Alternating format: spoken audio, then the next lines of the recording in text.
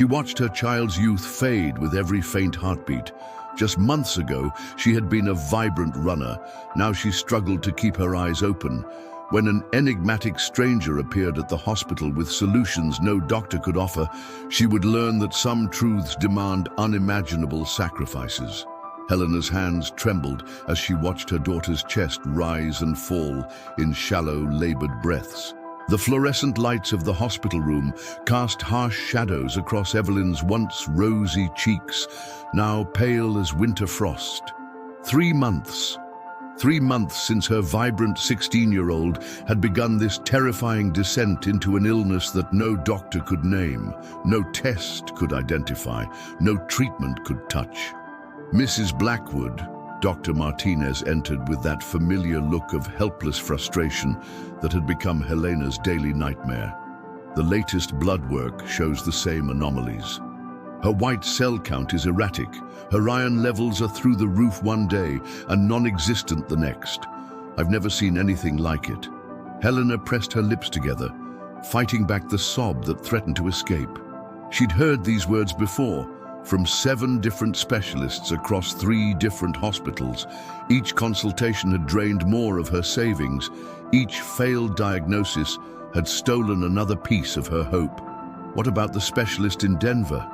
The one who deals with rare autoimmune disorders? She kept her voice steady, though her heart hammered against her ribs like a caged bird. Dr. Martinez shifted uncomfortably. Helena, that consultation alone would cost $15,000. And even then, there's no guarantee he could help when no one else has been able to. $15,000. Helena's throat constricted.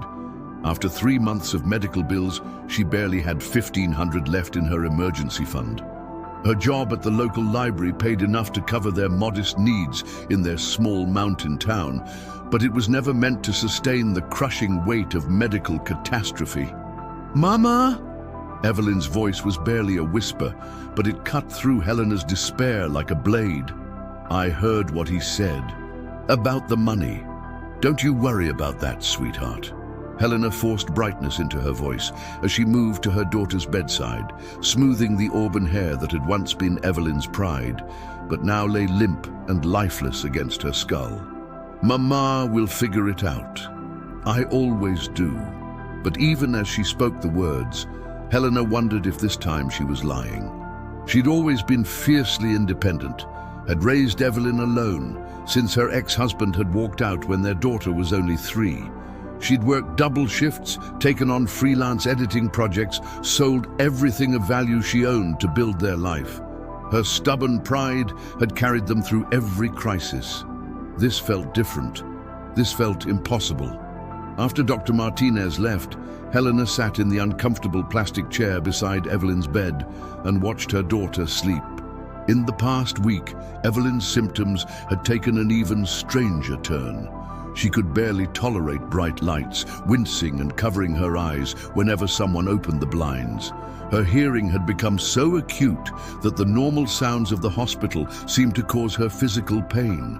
Yet during the night shift, when the hospital grew quiet, Helena had caught glimpses of something that made her question her own sanity. Evelyn's reflexes, when she thought no one was looking, were impossibly quick. Just yesterday, a nurse had accidentally knocked over a water glass, and Evelyn's hand had shot out to catch it before it fell. A movement so fluid and precise it seemed almost supernatural. When Helena had asked about it later, Evelyn had claimed she didn't remember, that she'd been sleeping. The dreams had started around the same time. Helena would wake in the narrow hospital cot they'd provided, her heart racing from vivid images of wolves running through moonlit forests. In these dreams, she could smell pine needles and damp earth, could feel the rhythm of paws against forest floor, as if she were running alongside the pack. She'd never experienced anything like it, and the intensity left her shaken each morning. It was during one of these restless nights that she first saw him. Helena had stepped into the hallway to stretch her legs and clear her head when she noticed the man standing near the elevator. Even in the dim lighting of the night shift, he commanded attention. Tall and broad-shouldered, he wore an expensive charcoal suit that suggested wealth, but his dark hair was slightly disheveled, as if he'd been running his hands through it. There was something about his presence that made the air itself seem to vibrate with barely contained energy. Their eyes met across the corridor, and Helena felt a jolt of recognition that made no sense. She'd never seen him before, she was certain of that, yet something deep in her chest responded to him as if her soul knew him. His eyes were an unusual shade of amber, almost gold in certain lights, and when he looked at her she felt exposed, as if he could see straight through to her deepest fears. He approached with a confidence that was both comforting and slightly unnerving. "You're Helena Blackwood," he said, and his voice carried a warmth that seemed to wrap around her like a blanket. It wasn't a question. "Do I know you?" She crossed her arms, her instinctive wariness warring with an inexplicable sense of safety in his presence. "My name is Darius Kane. I own several businesses in the region." He paused, his golden eyes studying her face with an intensity that made her pulse quicken. "I heard about your daughter's condition. I'd like to help." Helena's spine straightened immediately. She'd encountered this before, well-meaning strangers who thought throwing money at tragedy would assuage their guilt or curiosity. "We don't need charity." A small smile played at the corners of his mouth, as if her defensive response pleased him. "It's not charity. It's an investment in someone I believe deserves every chance at health and happiness. You don't know us." The words came out sharper than she intended, but 3 months of desperation had worn her patience thin. "You don't know anything about our situation. I know that you've been working 3 jobs to pay for medical bills. I know that you haven't left this hospital for more than 2 hours at a time in the past month. I know that you sold your grandmother's jewelry, the pieces you swore you'd never part with, to pay for the last round of tests." His voice remained gentle, but each accurate detail hit Helena like a physical blow. "How do you—" "I know because I make it my business to know when someone in my community is in need." He stepped closer, and Helena caught a scent that reminded her inexplicably of pine forests and mountain air. "Evelyn needs specialized care that the local doctors can't provide. I can arrange for her to see the best specialists in the country, no cost to you." The rational part of Helena's mind screamed warnings. Strangers didn't offer this kind of help without expecting something in return. But the desperate mother in her, the part that watched her daughter fade a little more each day, wanted to fall to her knees and accept whatever salvation was being offered. "Well, what's the catch?" she asked quietly. "No catch, just a desire to help a family that's been through enough." His amber eyes held hers steadily. "Though I would ask for one thing in return. Let me get to know you both. Let me be part of your support system during this difficult time." Something in his phrasing made Helena's intuition prick with awareness. There was more to this request than simple kindness, though she couldn't identify what. Still, as she stood in that sterile hospital corridor at 2 in the morning, watching this mysterious man offer her daughter's salvation, she found herself nodding. "Okay," she whispered. "But if this is some kind of game—" "It's not a game, Helena."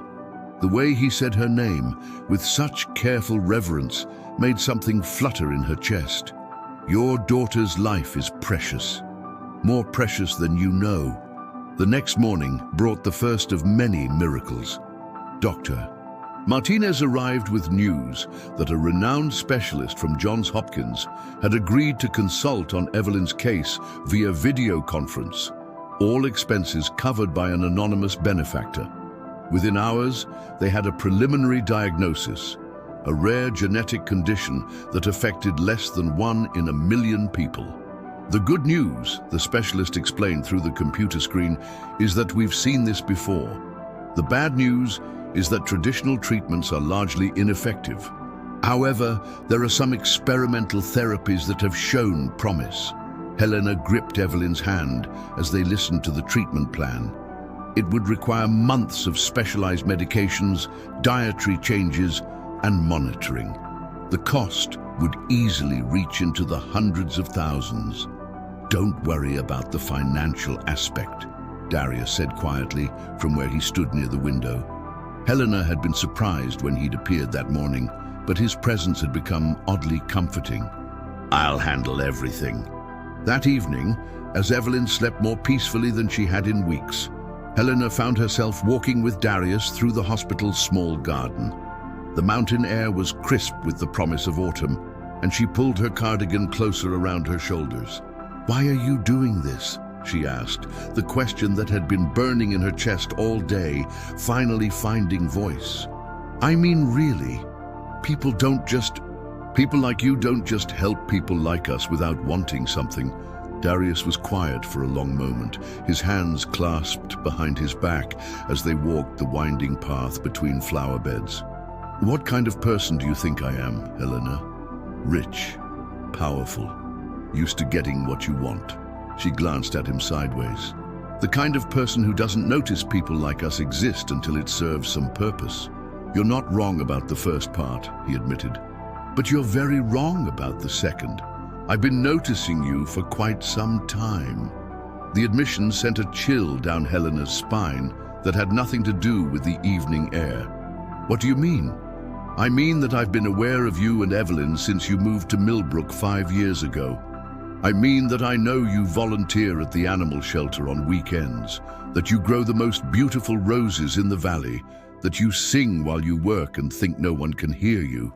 His voice dropped lower, more intimate. "I mean that I've been waiting for the right moment to introduce myself to your life." Helena stopped walking, her heart hammering against her ribs. That's stalking, is it?" He turned to face her fully, and in the fading light his amber eyes seemed to glow with their own inner fire. "Or is it simply a man who recognizes something precious and wants to protect it?" The intensity in his gaze made Helena's breath catch. There was something raw and hungry in the way he looked at her, something that spoke to a part of herself she'd kept buried since Evelyn's father had abandoned them. But there was also something else. Something that made the fine hairs on the back of her neck stand up in primitive warning. "I don't understand what's happening here," she whispered. "You will." Darius reached out slowly, giving her time to pull away, and cupped her face in his hands. His palms were unusually warm, almost fevered, and Helena felt herself leaning into the touch despite every rational thought telling her to run.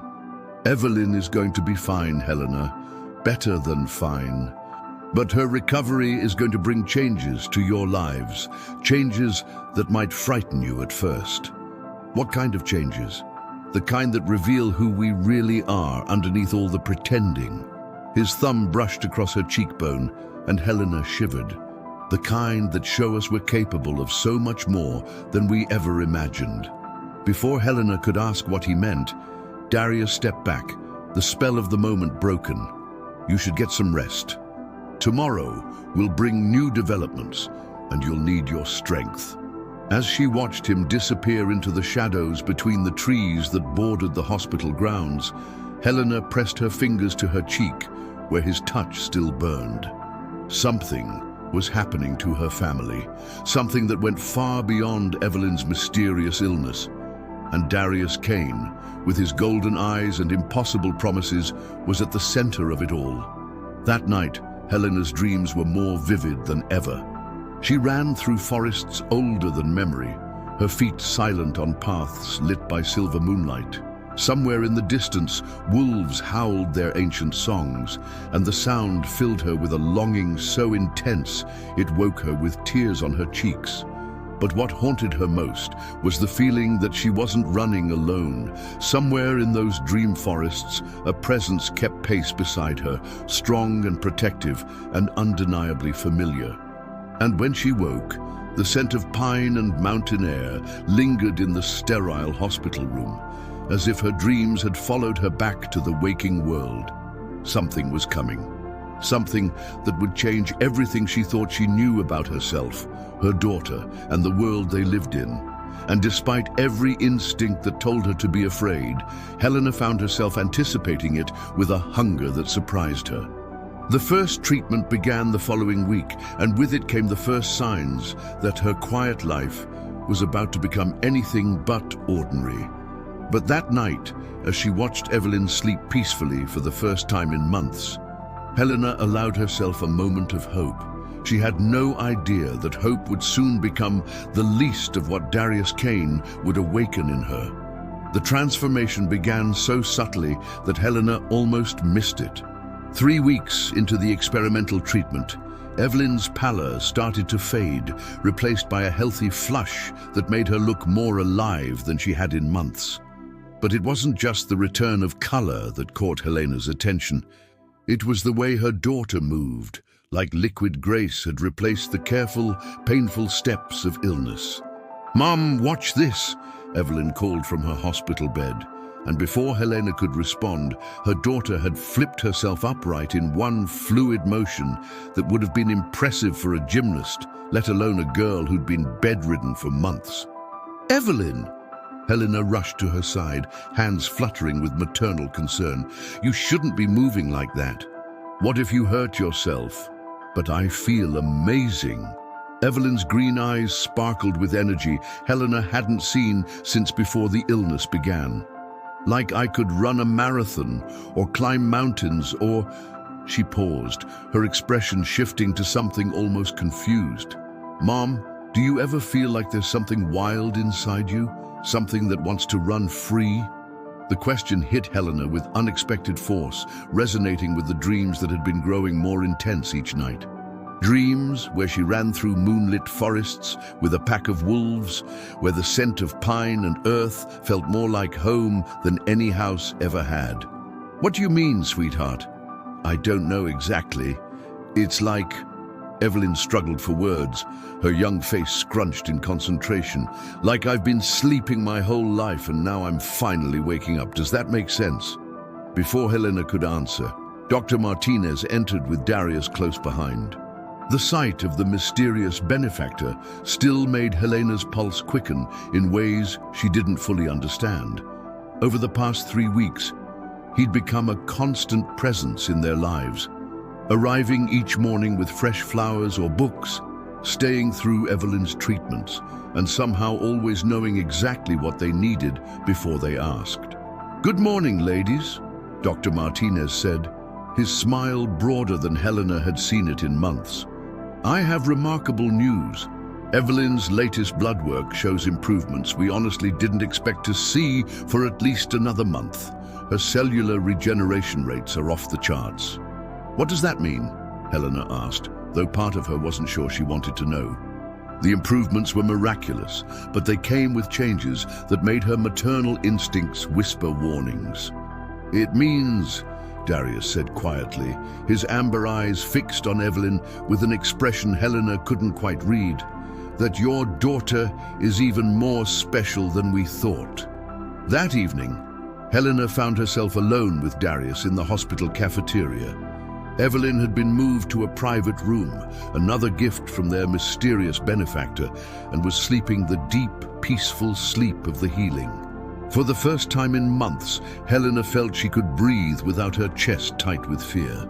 "Thank you," she said simply, watching Darius's hands as he wrapped them around his coffee cup. His fingers were long and elegant, but there was a strength in them that suggested he was accustomed to more physical work than his expensive suits implied. "I know I haven't said it enough, but what you've done for us, I can never repay you." "I don't want repayment, Helena." The way he said her name still made something flutter deep in her chest. "But I do want honesty between us." "What do you mean?" Darius leaned forward, his golden eyes serious. "I mean that Evelyn's recovery isn't going to follow normal patterns. I mean that the dreams you've been having, the ones about running through forests, aren't just dreams. And I mean that you and I both know there's something happening between us that goes beyond gratitude." Helena's coffee cup clattered against the table as she set it down with trembling hands. "How do you know about my dreams?" "The same way I know that you've been waking up with the taste of wild berries on your tongue and pine needles in your hair, even though you haven't left this hospital in weeks." Darius's voice was gentle but implacable.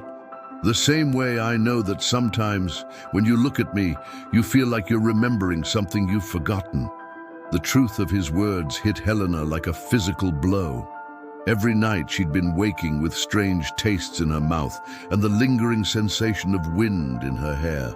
Twice she'd found actual pine needles on her pillow, though she'd convinced herself they must have blown in through the window. "I don't understand what's happening to me," she whispered. "You're awakening, Helena, both you and Evelyn, to what you really are." "And what's that?" Darius was quiet for a long moment, studying her face as if weighing how much truth she could handle. "Your grandmother left you more than just old diaries and family recipes. She left you a legacy that's been sleeping in your blood, waiting for the right trigger to awaken it." Helena's breath caught. "My grandmother's diaries. How do you know about those?" "Because I knew her. Briefly, a long time ago before you were born. She was remarkable, brave and fierce and utterly devoted to protecting the people she loved." His eyes softened. "You're very like her." "That's impossible. My grandmother died when I was 12. You can't be much older than I am." Something flickered across Darius's expression, something that looked almost like pain.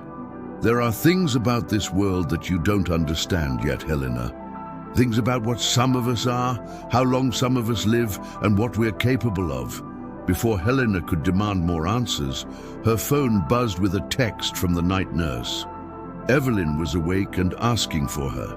As they walked back through the hospital corridors, Helena felt the weight of Darius's revelation settling over her like a heavy cloak.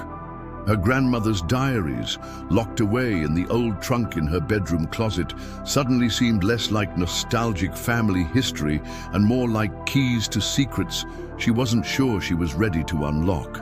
2 days later, Evelyn was discharged with a clean bill of health that left every medical professional who treated her shaking their heads in amazement. The ride home to their small house on the outskirts of Millbrook should have been a celebration, but Helena found herself growing more anxious with each mile. Their house sat at the edge of the National Forest, a location Helena had chosen for its peace and privacy. Now, as Darius's black SUV pulled into their driveway, the proximity to all those dark trees felt less like solitude and more like proximity to something wild and waiting. "It's beautiful," Darius said as he helped carry Evelyn's things inside. His eyes swept over the modest living room with its handmade quilts and walls lined with books. "It suits you." "It's not much," Helena began, but he silenced her with a look. "It's a home filled with love. That's everything." That evening, after Evelyn had gone to bed early, still recovering her strength, Helena found herself standing before her bedroom closet, staring at the old trunk that had belonged to her grandmother. She'd avoided opening it for years, telling herself she wasn't ready to deal with the memories. Now, Darius's words echoed in her mind, and she knew the time for avoidance had passed. The trunk opened with a creak of old hinges, releasing the scent of lavender and something wilder, something that reminded her of moonlit nights and forest paths. The diaries were exactly where she'd left them, bound in faded leather and filled with her grandmother's careful handwriting. Helena opened the first journal to a random page and began to read. Helena's hands shook as she turned the page. Lily had been her mother's name. The journal slipped from Helena's nerveless fingers. Magnus, could it be the same name? Could Darius actually have known her grandmother? The implications made her head spin with impossibilities that no longer seemed quite so impossible. A soft knock on her bedroom door interrupted her spiraling thoughts. "Helena," Darius's voice called softly. "May I come in?" She should have been startled to find him in her house uninvited, but somehow his presence felt as natural as breathing. The doors open. He entered quietly, his eyes taking in the scattered diaries and her pale, shocked expression. "You found them. You knew I would. I hoped you would. It's time, Helena. Past time." He sat on the edge of her bed, careful to maintain distance, but close enough that she could feel the warmth that seemed to radiate from his skin. "What did you read?" "Enough to know that my family isn't what I thought it was." enough to know that you're not what I thought you were." She looked up at him, seeing him clearly for the first time. The inhuman grace, the golden eyes that seemed to glow in certain lights, the way her instincts responded to him as if he were something both dangerous and protective. "What are you, Darius?" "I'm what your grandmother's journals call Magnus's people. I'm the alpha of the mountain pack that has watched over your family for 3 generations. And you, Helena Blackwood, are my destined mate." The words hung in the air between them like a challenge and a promise rolled into one. Helena felt her world tilt and reshape itself around this new reality. Everything made sense now. The dreams, the inexplicable attraction, the way Evelyn's illness had responded to treatments that shouldn't have worked. "Evelyn," she whispered, "is awakening to her heritage." Yes, the illness wasn't really an illness. It was her wolf trying to emerge before she was ready. That's why traditional medicine couldn't help her. She needed treatments that worked with her supernatural metabolism, not against it. Helena stood abruptly, pacing to the window that looked out over the dark forest. Somewhere out there, she knew now, were others like Darius. Others who had been watching her family, protecting them, waiting for this moment. "This is insane," she said, but even as the words left her lips, she knew they weren't entirely true. Part of her, a part that grew stronger every day, recognized the truth in what he was telling her. "Is it?" Darius rose and came to stand behind her, not touching, but close enough that she could feel his presence like heat at her back. "Or is it the first thing that's ever made complete sense in your life?" Helena closed her eyes, and suddenly she could see it all clearly. The path that had led her here, the choices that had brought her to this moment, her mother's early death, her father's abandonment, the way she'd been drawn to this house on the edge of the wilderness. Even her failed marriage to a man who could never understand the wild thing that lived quietly in her heart. "What happens now?" she asked. "Now you choose," Darius said simply. "You can reject what you are, fight against the awakening, and live a normal human life. Your wolf blood is diluted enough that you could suppress it if you truly wanted to. And if I don't, if I choose this, then you embrace what you were born to be. You let me teach you about your heritage, your power. You become part of the pack that has been waiting for you to come home." His voice dropped to barely above a whisper. "And you let me love you the way I've been waiting to love you since the moment I first caught your scent on the wind 5 years ago." Helena turned to face him, and the intensity in his golden eyes nearly stole her breath. This was it, the moment that would define the rest of her life. She thought of Evelyn, sleeping peacefully in the next room, healthy and strong for the first time in months. She thought of the dreams that called to her every night, the wild thing in her heart that had been restless for as long as she could remember. "There's something else," Darius said, his expression growing troubled.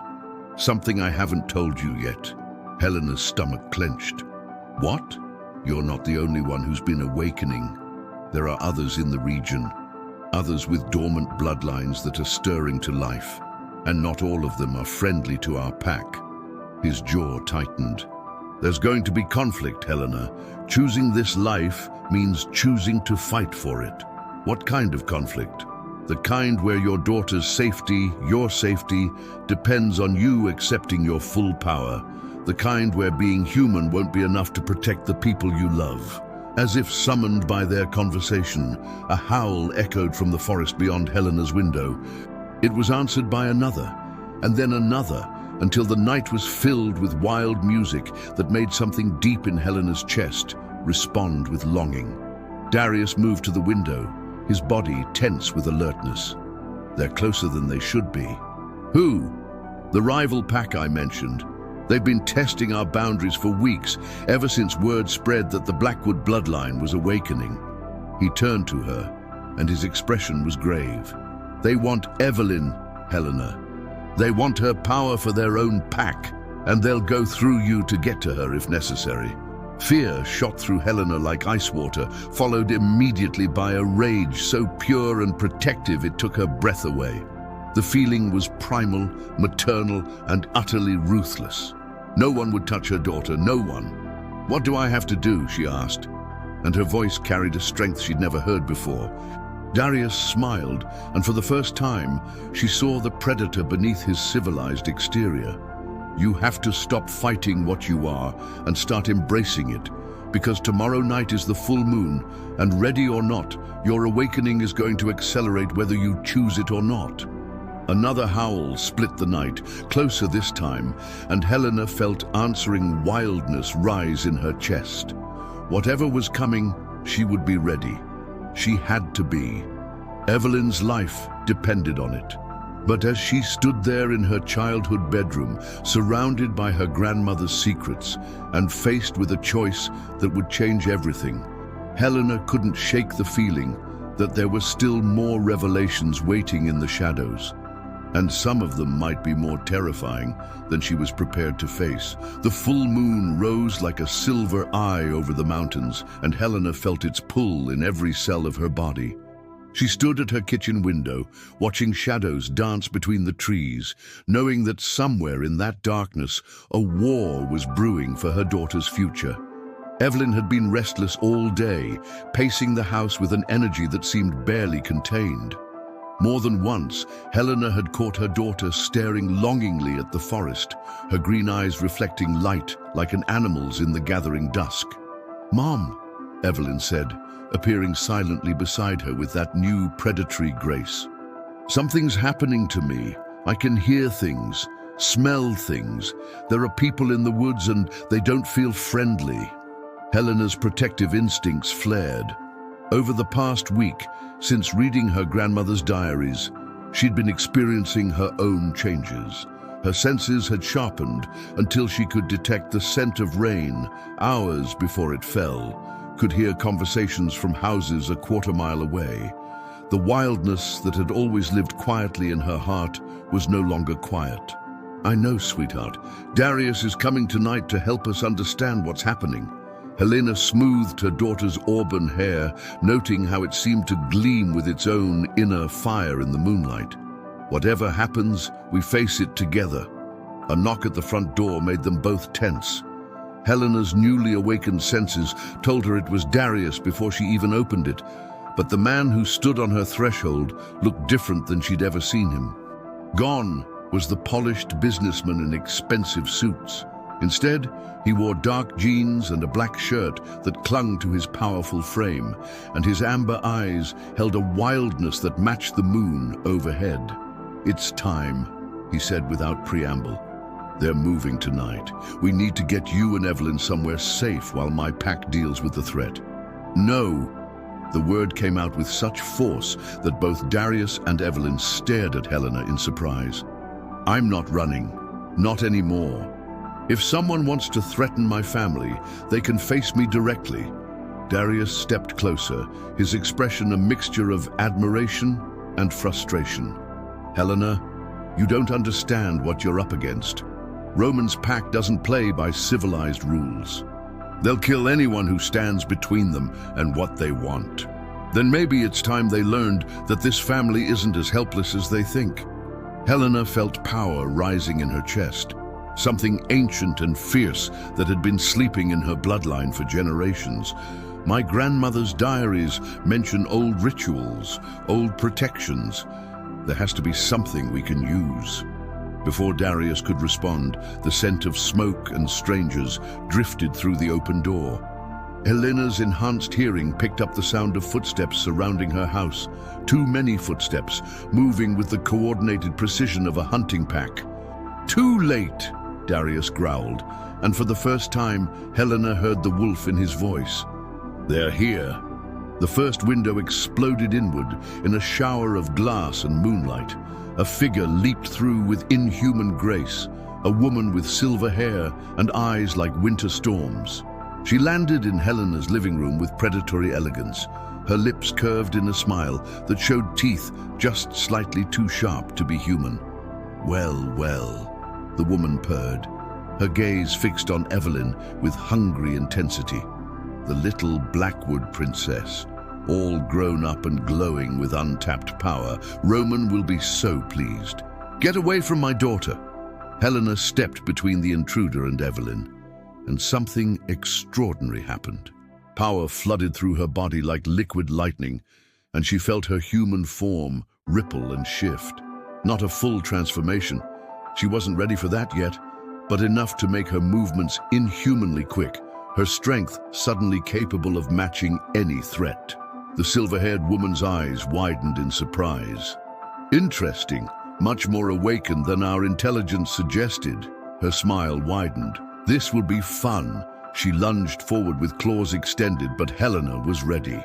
Instinct guided her movements as she sidestepped the attack and struck back with force that sent the intruder crashing through the coffee table.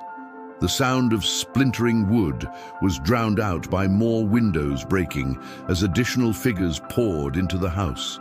Darius was suddenly there, his own transformation more complete than Helena's. He moved like a force of nature, his presence filling the room with barely contained violence as he intercepted two more attackers. But there were too many, and Helena realized with crystalline clarity that they had walked into a trap. "The diaries!" she shouted to Evelyn over the sounds of combat. "Get grandmother's diaries!"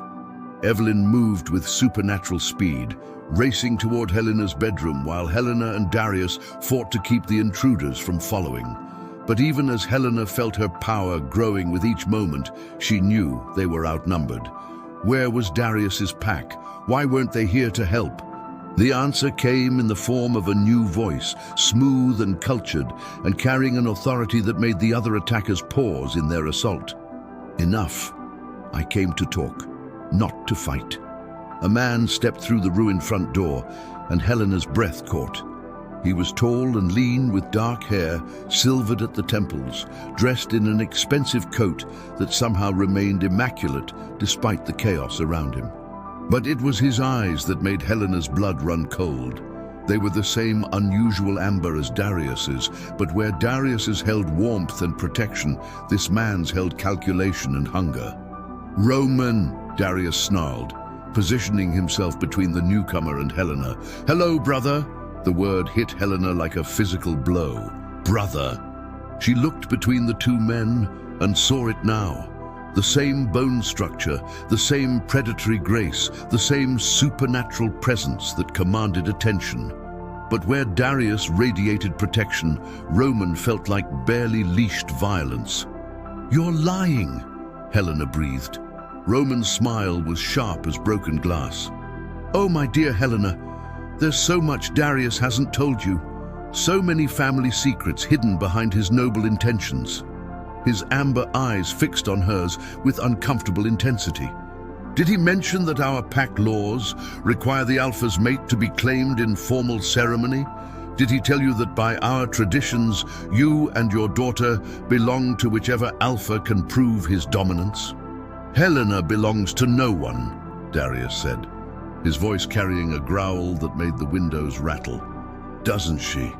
According to the old laws, the laws our grandfather established when he founded this territory, any unclaimed female of breeding age from the ancient bloodlines can be challenged for. And you, dear brother, have made no formal claim." Roman's smile widened. "Which means she's fair game." Helena felt sick. "What are you talking about?" "He's talking about an antiquated system that died with the last generation," Darius said firmly. "Our pact doesn't follow those laws anymore, but mine does." Roman stepped closer, and Helena could smell the scent of pine and predator that clung to him. Similar to Darius, but colder, more dangerous. "And since you've been so slow to formalize your bond, I'm invoking the right of challenge." "What does that mean?" Helena demanded, though part of her was afraid she already knew. "It means," Roman said pleasantly, "that Darius and I fight for you. Winner takes all. You, your daughter, and the considerable power that runs in your bloodline." "No." Helena's voice cracked like a whip through the suddenly quiet room. "I am not a prize to be won. My daughter is not a possession to be claimed.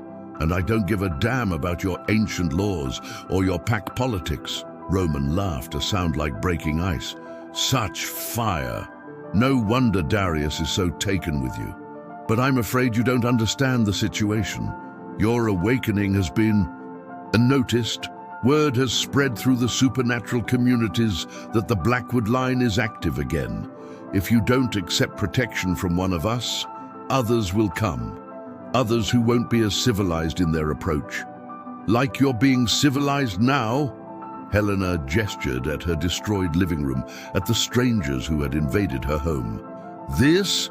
Roman waved dismissively. This is a polite introduction.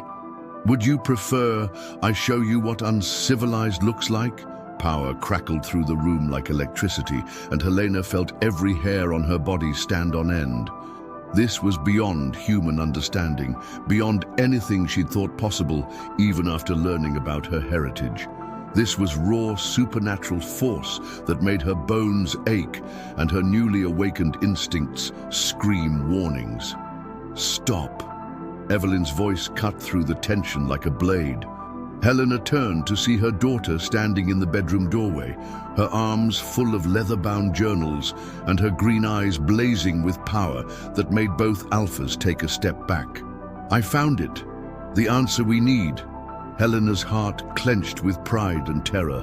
Her 16-year-old daughter looked suddenly older, more mature, as if the supernatural awakening had accelerated more than just her physical abilities. What did you find, sweetheart?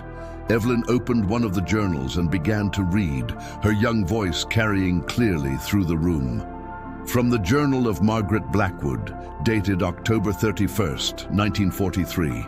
Tonight, I invoke the old protection, the ritual that binds our bloodline to the land itself rather than to any single pack. By moon and blood and sacred earth, I claim sanctuary for all who carry our heritage. Let no alpha take by force what is given freely. Let no pack claim dominion over those who choose their own path. The words seemed to resonate in the air itself, and Helena felt something shift in the supernatural tension that filled the room. Roman's expression had changed from amused confidence to something approaching concern. You can't invoke that ritual, he said sharply. It requires specific conditions, specific sacrifices. It requires, Evelyn continued reading, the willing participation of 3 generations of Blackwood women and the blessing of the moon at her fullest power. She looked up at Helena, her eyes bright with determination. We have 3 generations, Mom. You, me, and great-grandmother's spirit blessing this ritual through her words. Helena's mind raced. What kind of sacrifice? Not blood, Evelyn said quickly, reading further. Connection. We have to give up the safety of pack protection and choose to stand alone, trusting in our own power and the bonds we forge by choice rather than birthright. That's suicide, Roman snapped. Without pack protection, you'll be vulnerable to every supernatural threat in the region.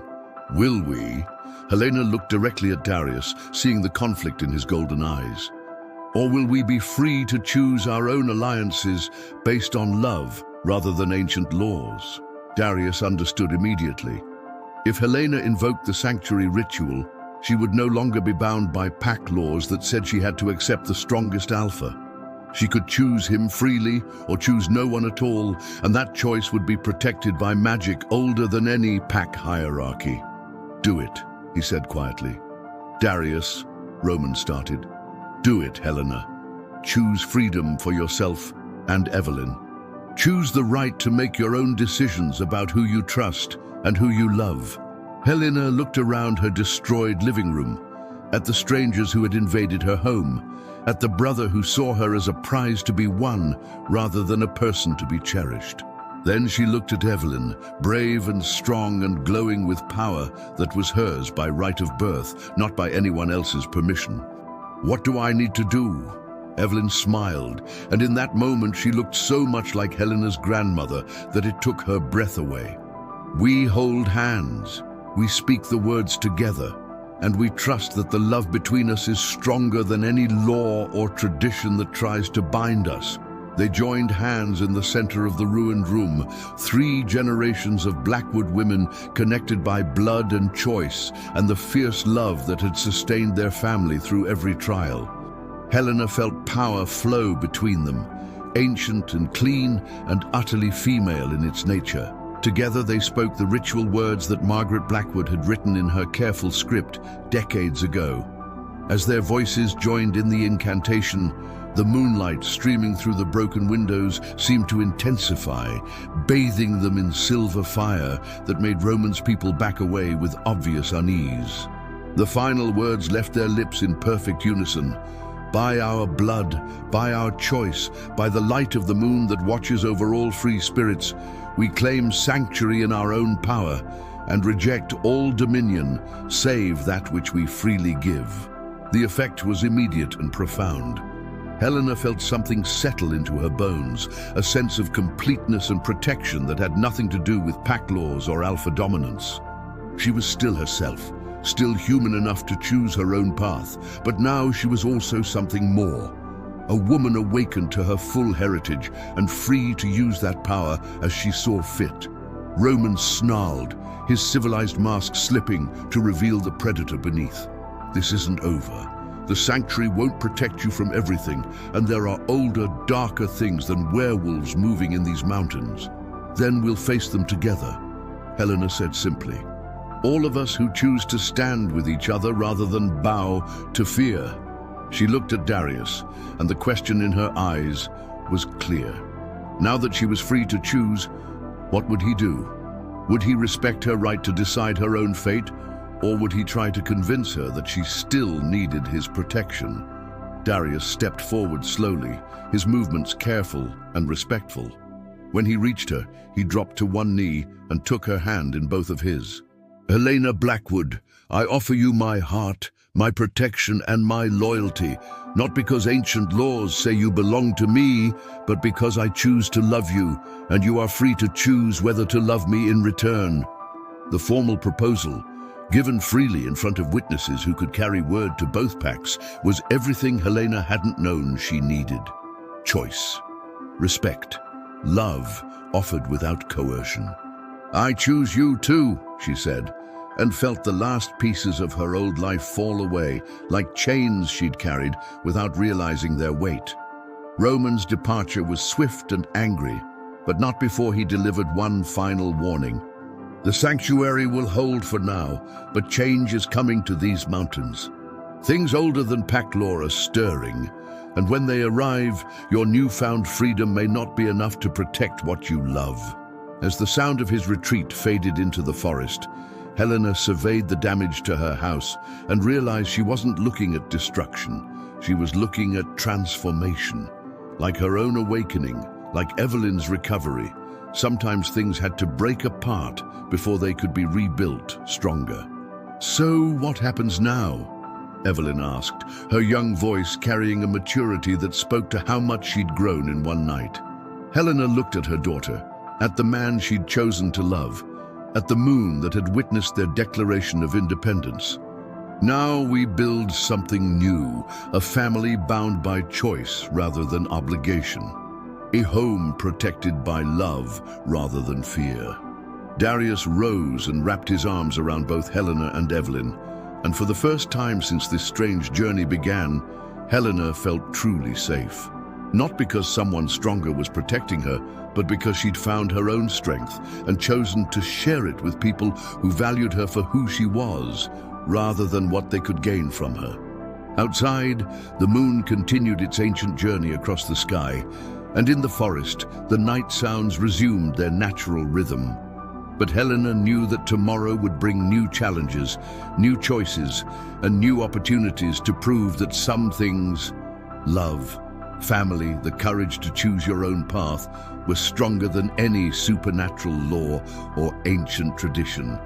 The pact that had changed everything wasn't the one Roman had tried to impose, or the pact bonds Darius had been born into. It was the simple, powerful agreement between 3 women who refused to let anyone else define their worth or dictate their futures. And in the end, that proved to be the most magical transformation of all.